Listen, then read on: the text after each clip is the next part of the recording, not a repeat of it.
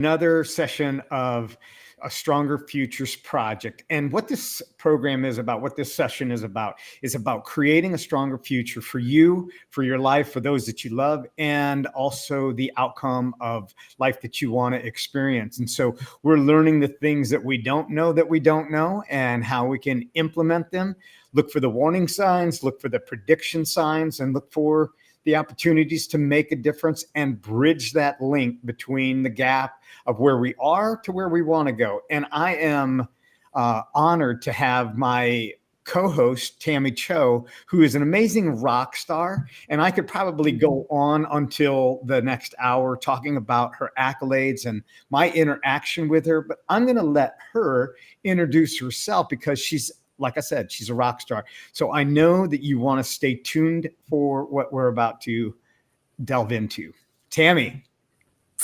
Thank you, Stanley, for having me here, first of all. And I love that introduction, what you're doing with this project, yeah, just a little bit about myself. I'm a former registered nurse patient care leader turned international bestselling author. And I've stepped into calling myself a chief energy officer, as well as a face and body analysis expert. And what I do is I essentially help former corporate leaders, people who've worked in the corporate based environment, and they chose a different life and became entrepreneurs. And I help them to remove hidden blocks, like connect to their body so they could remove hidden blocks and to step into their energetic leadership. So they can live life moving from the hustle culture to one of more flow without sacrificing their results, but also their authentic self. And this is what I'm most passionate about, is to be able to really have the permission to really be while creating that flow we want in our business and our life and our relationships and our connections in our daily lives. And so I think our connection, Stanley, with the whole body alignment and supporting people on this path, it's really beautiful how we've come together and now doing these lives together. So it's just really cool. Yeah, I would agree with you 100%. It was definitely a divine collision of this energy that has been just from the first time that I met you and just saw you on another podcast or another group that we were both involved with. I'm like, there's an energy about this gal that I want to tap into. And then just the coordination of us coming together, I think it's beautiful. And I love the way that what you have found to be your passion in life. Can you just share a little bit about why you pursued that? Yeah, for sure. Essentially, like having been a registered nurse in the previous life for 20 years, I came across my journey of burning out. I mean, often why we do what we do has lots to do with where we come from. Mm-hmm. And, I essentially went to work one day and I started having chest pain radiating up my jaw, down my arm. My heart felt it was jumping out of my chest. I struggled to breathe. And I remember feeling this metallic fear in my mouth. Yeah, it was like this pending death kind of feel. And anyways, I got wheeled off to emergency in front of everyone at work at that time. And honestly, leading up to that event, I knew I wasn't doing well. I was losing my ability to focus, but I was, so committed to keeping my mask on, and to, keep on achieving and pleasing people around me. Mm-hmm. I just couldn't let go, and that event obviously slowed me down. However, it didn't actually, my actual awakening was when my daughter was 6 months old and she was lying there on one of those baby Einstein mats. And for the first time, she intentionally hit one of those hanging toy structures, right? And if it wasn't for this community nurse that was sitting right next to me, Stanley, in my living room couch, pointing out that I wasn't really connecting. I wasn't bonding with my daughter as other moms would. Like I didn't feel anything. I literally saw it and I said, kids do that. And so, it was a big awakening for me because it made me realize that there's a place here that I was actually turning into my mom, who physically abandoned me at 20 days old, But I was not obviously physically abandoning my daughter, but I was emotionally abandoning her. And so this put me on my journey of really, I'm not going to turn out like my mom. We often have that, pain that propels us forward. And so that really started me on my journey of really searching for this truth, so to speak, how to heal and fix myself at that time. And I really went to, doing personal development courses, like almost like every month, became this mindset junkie, became an NLP practitioner, trying to figure out things logically. Right. And obviously the answer wasn't there, Stanley, right? So I kept on going, and I noticed that when I did energy work and experienced energy work, and I saw a huge benefit, and I actually became a Reiki master, became a shaman and Tibetan master, like all these different like healing modalities at that time. And what I noticed is that when I stopped exchanging those healings 2 to 3 times, a week, literally, I felt that I was still experiencing anxiety. I still had the feelings, and I still was playing patterns of burning out. And so I just kept on looking. I kept on digging for a truth. I wanted freedom. And I ventured into 4 years. I pulled into my life 4 years of emotional and spiritual healing. And it's interesting that as we're on our journey, we are, looking for that healing, but also I realized that I had many gifts along this way of Mhm. being able to really be in tune with other people's emotions, but all the puzzle pieces didn't come together, Stanley, until I came across something called psychosomatic therapy, which is the study of the body, mind, heart, soul connection together as it's expressed through our physical body, our physical expressions, the lines on our face, our facial features, how we walk and breathe. And it brought me face to face with myself, like literally, because I saw how I was out there yearning for this love and attention, but a part of my body was pushing it away. Right. And it made me realize that I couldn't address everything separately. I had to bring it all together. But it brought me face to face with I wasn't, actually letting the healing what I wanted in. And even when I was, in my 30s and became a millionaire, and I was, had a like white picket fence and with my husband and a loving man and everything, right? I had it, all, so to speak. I still felt unfulfilled and unhappy inside. And it was because I wasn't actually allowing things to come in and to actually let it in. I was actually blocking out all these things. And so I realized, as I ventured into my purpose of doing this work with people, I'm seeing this pattern again and again, that we're out there really trying to I don't know, like live out our mission, or like to make a difference and make an impact out there. Yet energetically, there's a part of themselves that's pushing it away. Uh-huh. And it's so sneaky, Stanley, Yes. because it's hidden under all these things that our mind will make up is I'm fine, I'm doing this, I'm getting this, but at some level we hit a block. Yes. Yeah, and I feel like I've been dialoguing a while here, but this is essentially what's been, really driving me from really supporting people to move from this surviving energy to this thriving energy, to from hustle to flow, without sacrificing themselves. Because at the end of the day, it's so important to actually be taking care of our bodies, ourself, because we can only give as much as we have the energy for. We can make that difference as much as that we have that vibration for. Um, so I said a lot there, Stanley. So Yeah. what's coming up for you?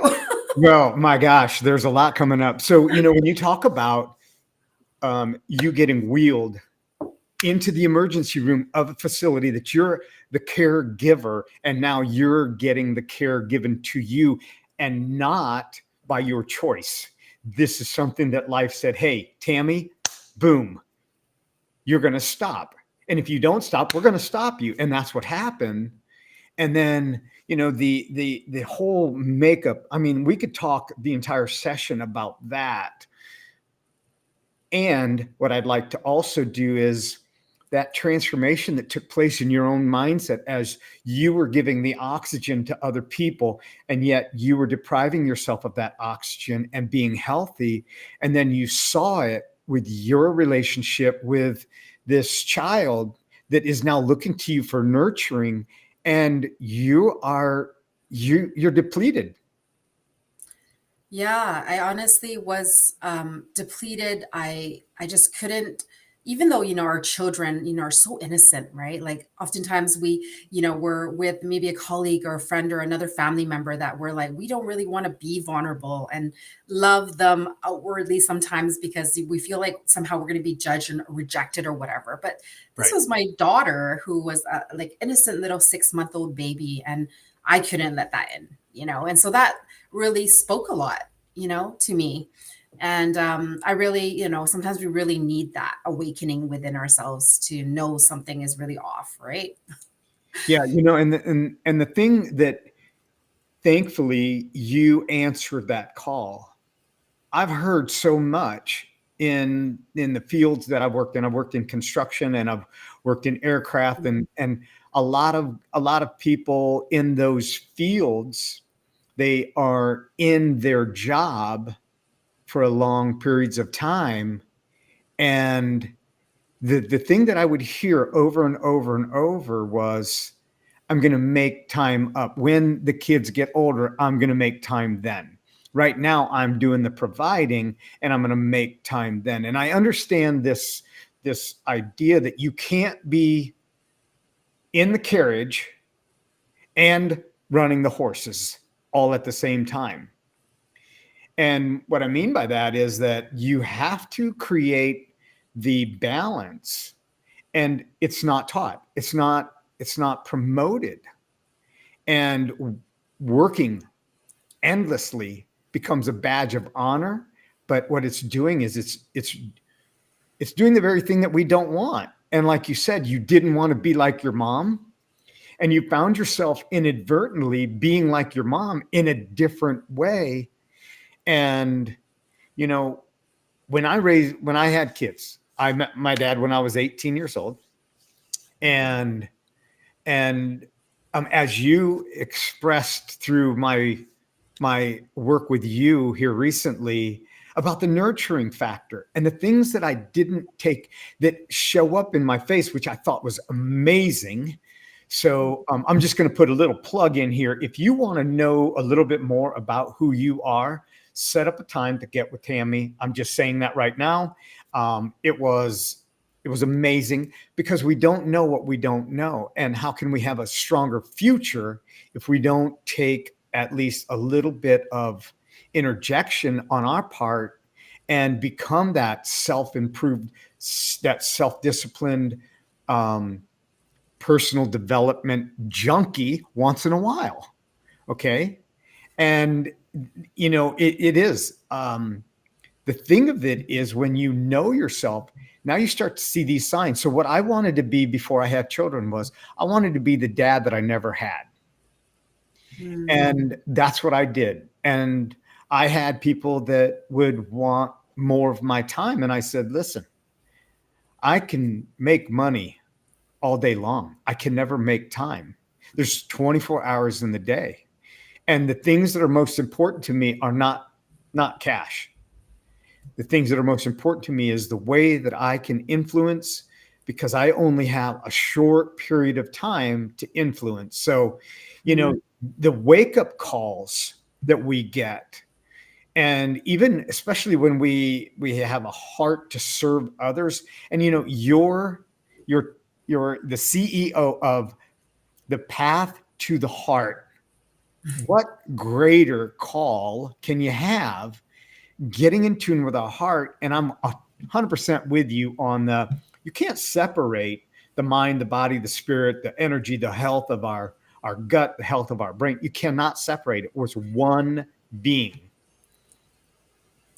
Yeah, it's entirely true. It's and unfortunately we live in a society that, yeah, really gives those badges of honor for pushing through and doing more, and and even doing more for other people in a way that it makes us feel good on the inside, so it could really keep us in this loop.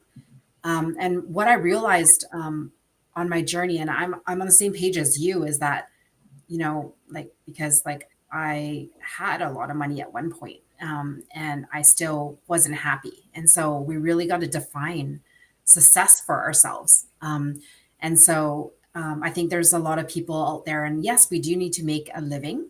And there's a place that I realized that when I allowed myself to just be myself and stand for my own truth again and again, Right. even if other people around me didn't maybe agree or didn't understand, or I wasn't received, that was a big one for me, is that when I did that again and again, that's when flow happens in my business. That's when, the clients come in, the line clients. When I'm aligned in myself, I am attracting those line clients. When I Mhm. feel abundant in myself, I am receiving abundance of business opportunities, visibility opportunities, whatever that is.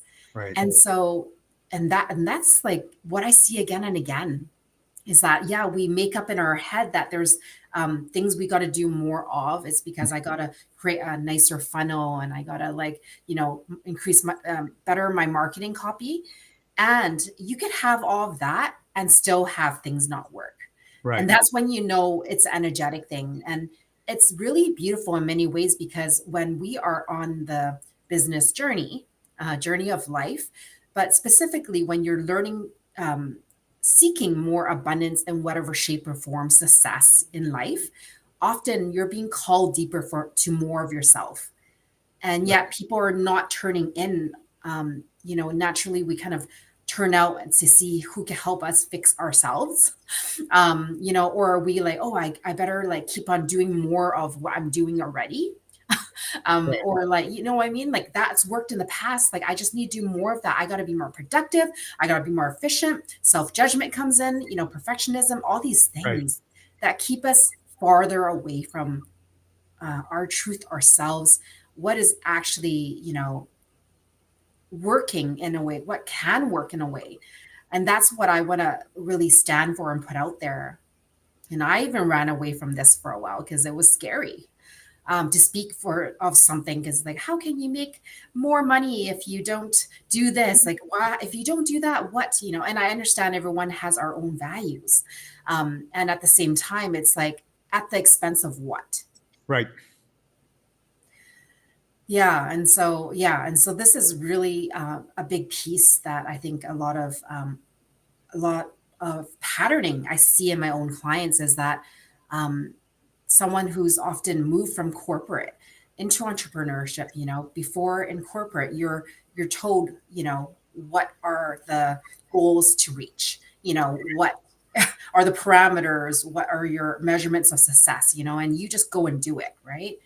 And there's a point that you're in there and you feel like, you don't feel that alignment with the values of that organization anymore. You feel like you're not able to really be yourself and really speak up for what you really think, and you start to feel unfulfilled, right? And like you feel like unfulfilled and Yeah. exhausted, burning out, because you're not letting yourself be yourself. And if there's anything I learned from my burnout journey, I feel like it's a burnout evolution, because the healing of our burnout is actually coming back to ourselves and learning to give ourselves what we need. And this is it, right? And so when we are in a space where a rigid environment, organization, that we're told what to do, and we're wanting to birth and do something different, which is very scary. And a lot of my clients have been in entrepreneurship, earning six, even sometimes seven figure income. And they hit a block within themselves where they've used the skills of being in corporate to push, do, be more efficient, all those kind of things. However, there's a place within them that they don't know how to receive. Right. They hit a block where that's the block within themselves, a deeper energy block, that it's like, it didn't seem like everything I do, I move two steps forward, four steps back. Or they create this business and they turn around and they hate it because they just want to burn it down, because they didn't actually create it connected to ourselves. They listened to the steps of what they needed to do to build a successful business. But on the inside, it's like, wow, this is not the life I actually wanted. And I Right. spent all these years creating it. And then there's this tug of war, right? Literally this tug of war Yeah. between who I was and who I want to be. And so, yeah, these are the pieces that, I know it's hard when we're in it and we're in that box of trying to do things, but we really, being a CEO of our business, we got to actually step back, see the bigger picture. Like, what is it that I really want? What is it that I want to create? Right. Yeah. Yeah. The idea that you mentioned there, success without fulfillment. They're very successful, and this is to the peril of their life.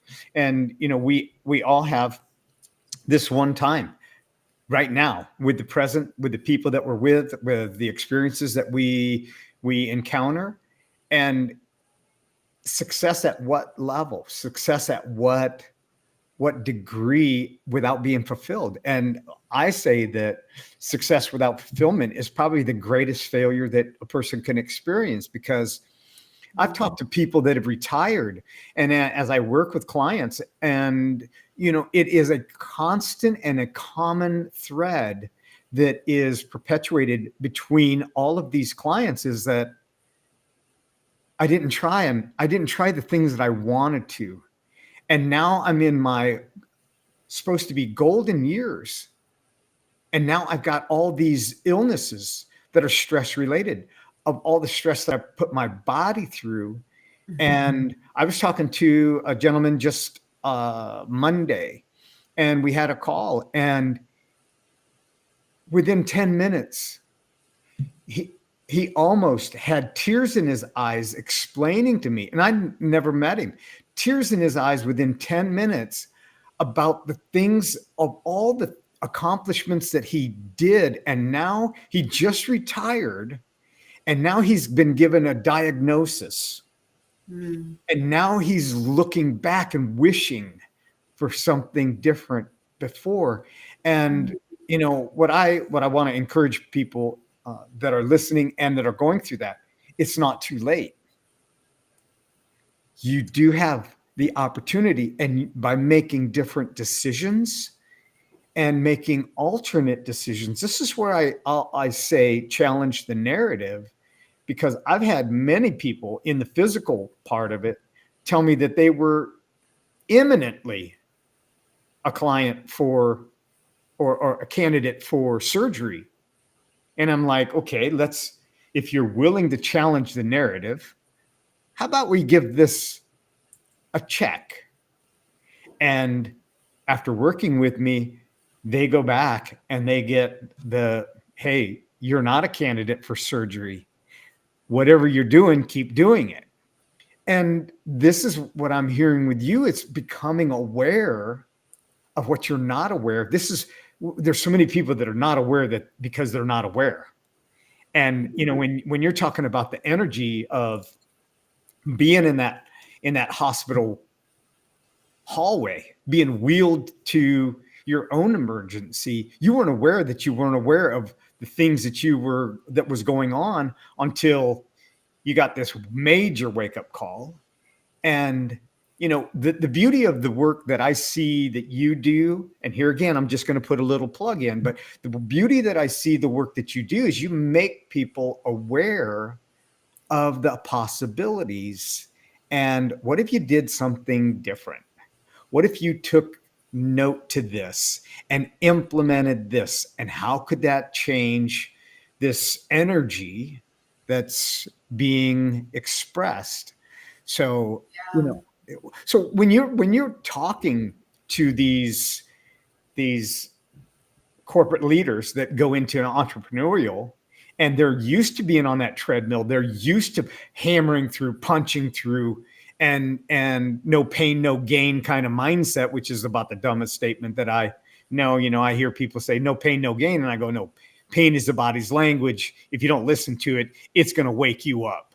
Yeah. And, in an unhappy way. So, don't push through it, process it and experience it. And this is what I saw with you. And I was so appreciative of that opportunity to just look at things in a different angle. Yeah, and it's really, our life changes when we see ourselves differently. And Yeah. I talked about how I was wearing that mask, and actually leading into the burnout, I kind of knew what was happening, but I was like learning how to suppress. Mhm. It's like a pattern to numb already, and I think there's a lot of people out there, we numb through, drugs, alcohol, overwatching Netflix, sex, pornography, it could show up all these different ways. It's a way we numb ourselves from we're actually not happy.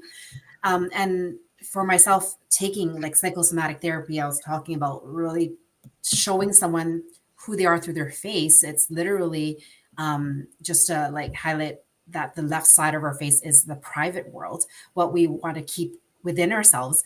And then the right side is the public face and what we show to the world. And so, what I guide people through is obviously what the features mean and things like this.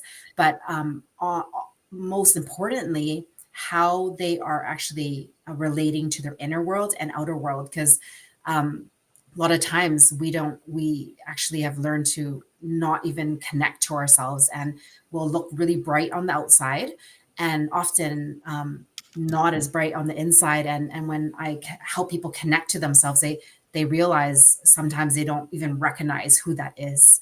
And sometimes it's looking at certain features. There's a huge difference between one side or the other side. I mean, obviously, when we look in the mirror, we don't always notice this, but if you do notice it, that is a piece of you speaking to you. It's not pain per se, but it's actually your suppression or non-awareness of self is showing up in your body, telling you, like, look at me.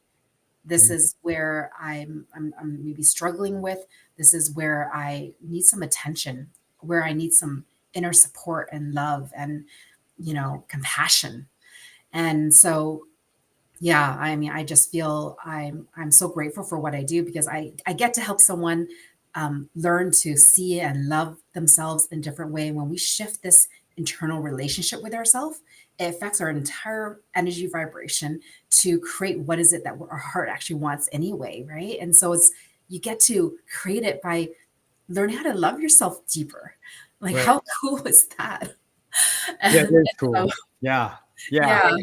One of the things that I wrote down, and I actually wrote down two things, and individual authenticity and also talking about the mask. So in your work, giving people permission to have this sacred relationship and being authentic and not having a mask when they meet with you. This is what I found in the work that I do, is that sometimes they have the people, the clients that I have, they have learned to suppress and put a mask on and not share their emotions. And when I'm having a client session, and this is why I really love doing one-on-ones, and I do in groups, I can do this if they give me permission, but it's very intimate, and I got to make sure that the group is an intimate group. But Mhm. generally, the one-on-one really allows people to just really give themselves permission to take off that mask and come clean, and you can watch the weight fall off their shoulders. And I'm a Mhm. body language watcher, right? And so I'm watching, and I'm saying, did you feel the weight just lift off your shoulders? And they're going like, yes, I felt that.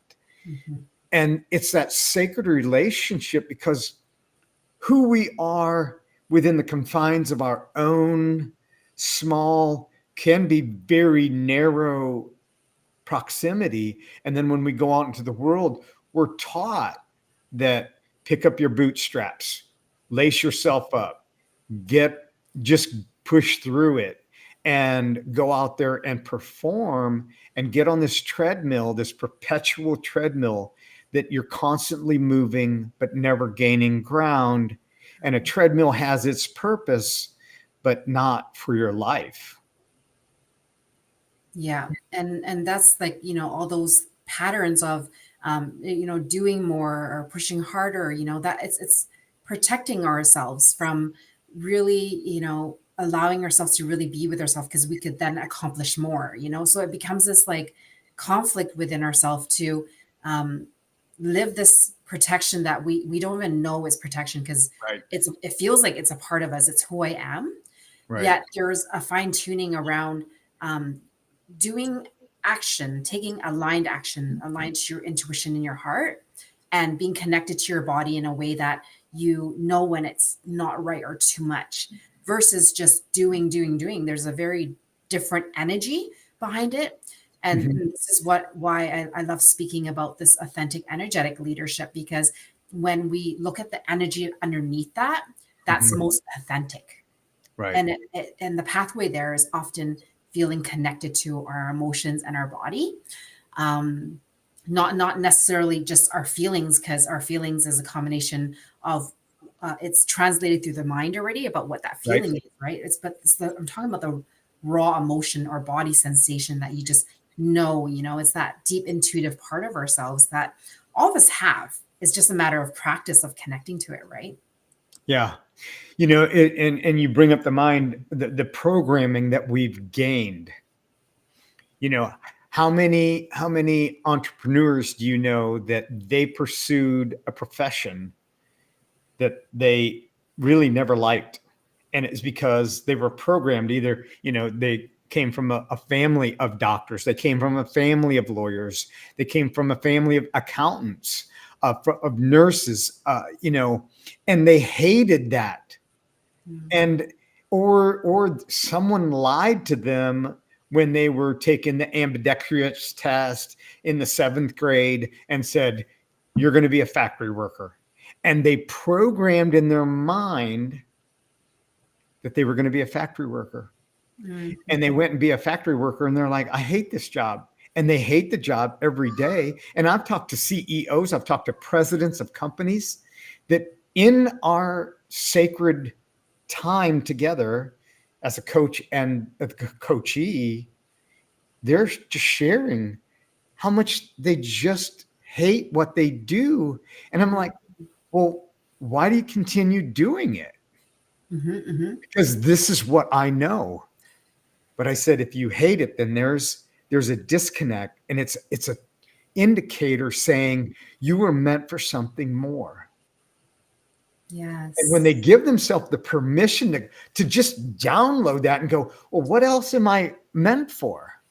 Well, when you do the self work and the exploring, that's when that mask comes off. And I say, if you could do it on your own, you'd have already done it. This is where having help from somebody that's professionally, trained and commits their values, commits their purpose to bringing this forward. And the thing of it is that this is not taught. What you do is not taught to everyone. You have this opportunity right now as you're watching this Stronger Futures Project podcast to see that, hey, I'm not broken.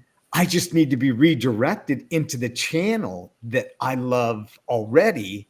And why not pursue what I love and learn how I love it and how to channel that in such a way that now I'm authentic with myself, and I'm not trying to make up a past history. I can create a future. Yeah, that's it's truly beautiful, because like when we're sitting across the room with someone who's unhappy with their life, and with the work we do, often, Mhm. we're working with the body, and it's like often the thing that's happening in your body is happening because you're not listening to yourself, right? So it's Yep. all connected once again, and it's so true, is that for myself, even there, I wouldn't be able to have done this by myself. I needed someone to hold space, that had it. It wasn't even the person and what they're doing. It was their energy, is what I've reflected on and realized, because there's a place that we need to feel safe.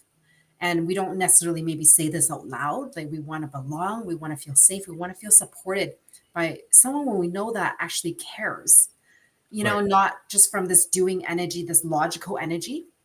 It's like we're actually innately always looking for that, but it's time to like bring that out in the forefront and speak about it. And it's like, if that person that supported me didn't hold so much love in her, Mhm. I wouldn't be able to like open up and let go.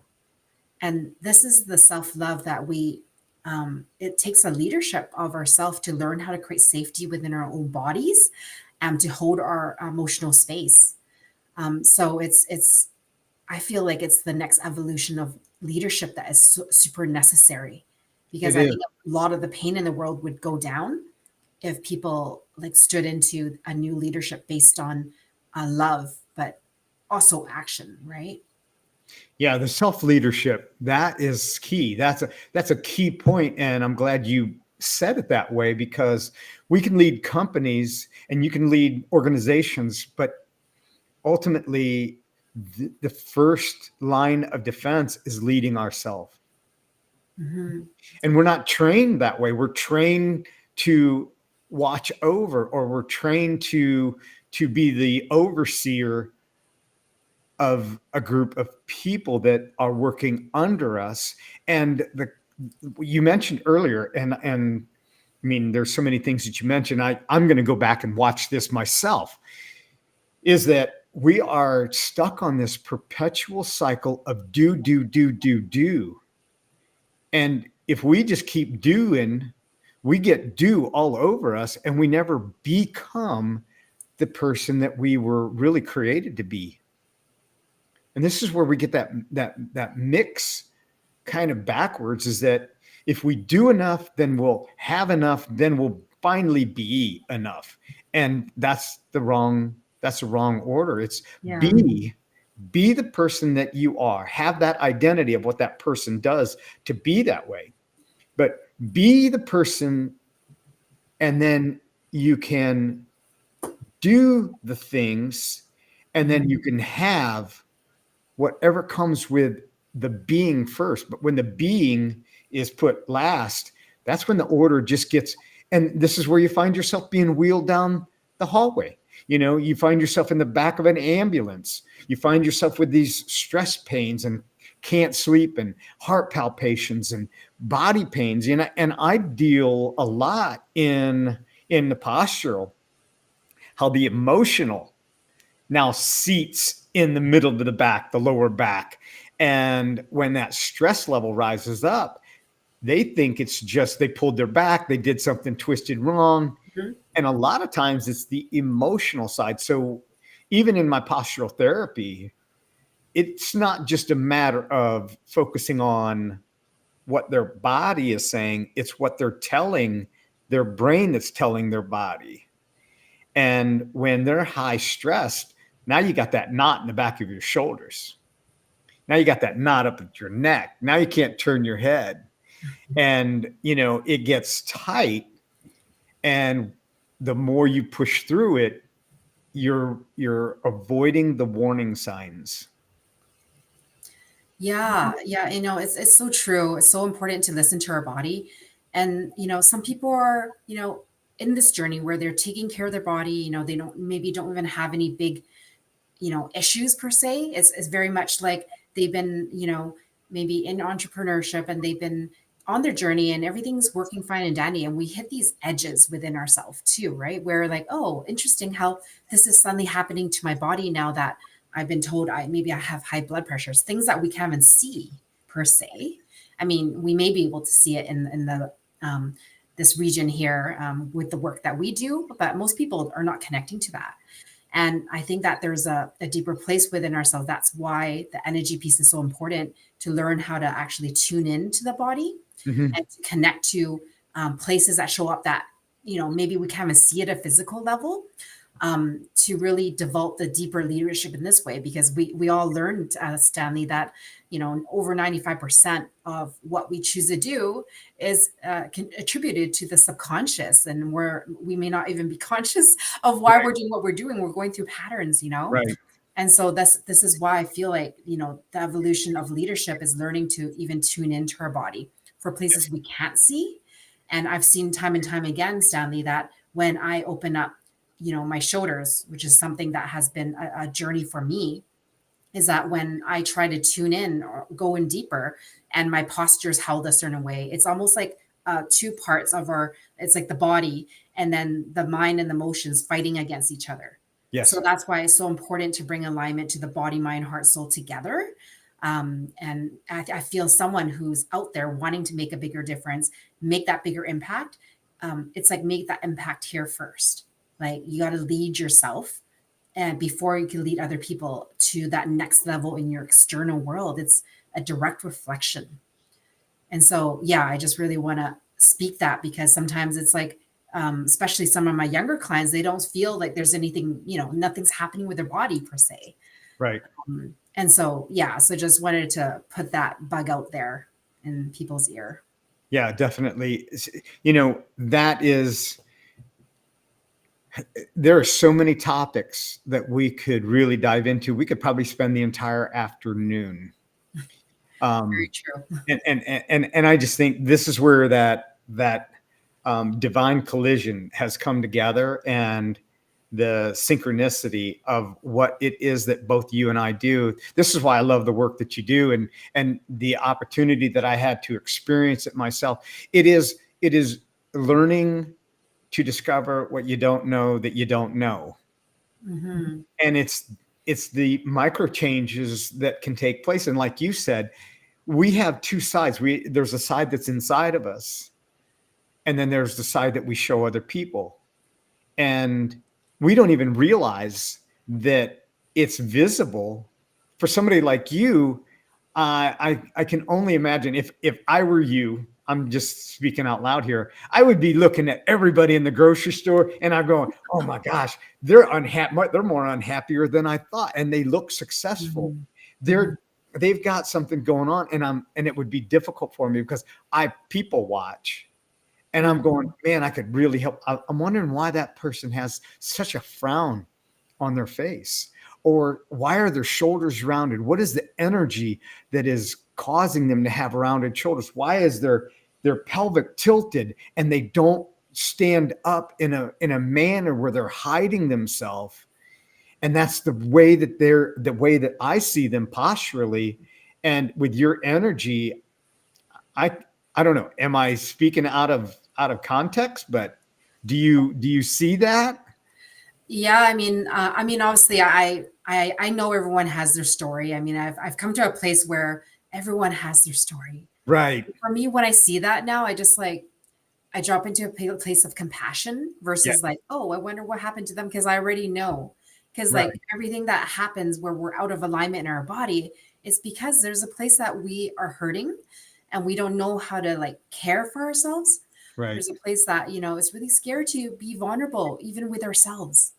Yeah. And even in the face analysis, when I walk someone through it, they're like, I tell them something like about maybe like the amount of, perfectionism or self-criticalness that's showing up in their face. They're like, oh yeah, I know that already. And it's so important to actually hold space for someone to just drop in, because, life is meant to be felt. And when you understand something without feeling it, Right. it's really easy to brush it off and not actually remember life. Mm-hmm. And not to remember like who you're being in every instant.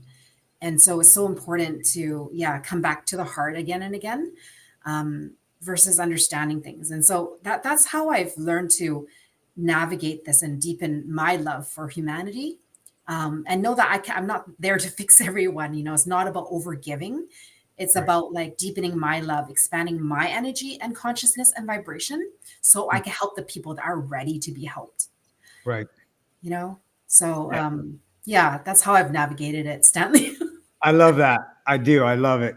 And then there's no judgment in it. This is what the beauty part is, that there's no judgment in, as I'm looking at people and I see their disposition, their physical disposition, there's no judgment. And I know that there is another way, and you're not stuck.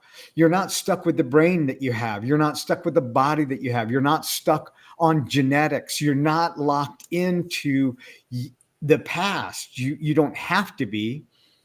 And it's in this work that we have both been exposed to, and that journey of going, when I was a little kid, and I'm going to close with this, but when I was a little kid and I saw all the pain that was around me, I remember vividly, like it was yesterday. I can see the lawn that I was standing on and saying, there has to be a better way. And as a child, I was intuitive already to there was a better outcome. And we were dirt poor. Like I tell people, we were so poor that the termites had to hold hands so that the walls didn't fall over in the apartment that we were living in. And I mean, we were just dirt poor. And I said, there has to be a better way. And so what is it that, what is it that you and I do that really makes the difference for people? Comes down to that vulnerability, the authenticity, and having a love as a leadership for ourselves. That's my takeaway. Is there anything that you'd like to share, how people can get a hold of you? And also, I know we're going to do this again and again. So we've given you a lot here, but if there was something that you could encourage the listeners to absorb, what would that be? For myself, it really becomes with this openness and willingness to be radically honest with yourself. Is that if it's stimulating emotion in you, and there's a charge within you, instead of maybe speaking about the other person, or what happened to you, it's like really take a breath and come back to self.